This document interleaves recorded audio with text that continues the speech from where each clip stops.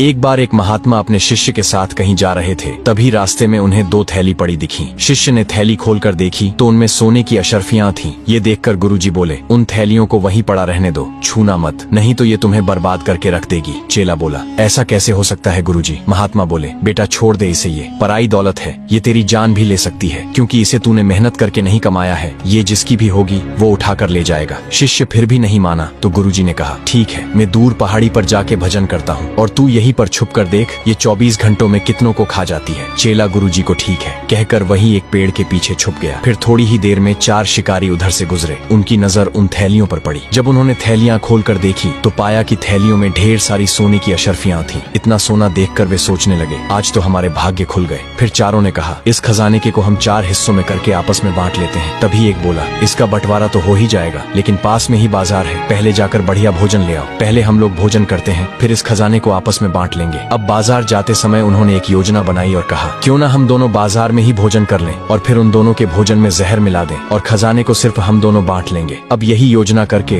वह दोनों उनके भोजन में जहर मिलाकर आगे चल दिए। वहीं दूसरी ओर अन्य शिकारियों ने भी योजना बनाई कि जैसे ही वह दोनों आएंगे हम उन पर बंदूक से गोली मार देंगे और इस खजाने को आपस में बांट लेंगे। अब परिणाम स्वरूप जैसे ही वह दोनों भोजन लेकर आए, उन दोनों को अन्य शिकारियों ने गोली मार दी और उनके द्वारा लाया हुआ भोजन बैठकर खाने लगे। अब जो कि खाने में भी जहर मिला हुआ था तो उन दोनों की भी मृत्यु हो गई। अब चारों की लाश उसी खजाने के पास पड़ी हुई थी। तभी महात्मा वहां आ पहुंचे और शिष्य से बोले, देखा तुमने, ये हराम की दौलत पलक झपकते ही 4 लोगों को खा गई। अधर्म का पैसा काला नाग है, ये तुम्हारे परिवार की सुख शांति को 10 लेगा, इसलिए अधर्म के पैसे से हमेशा दूर रहना।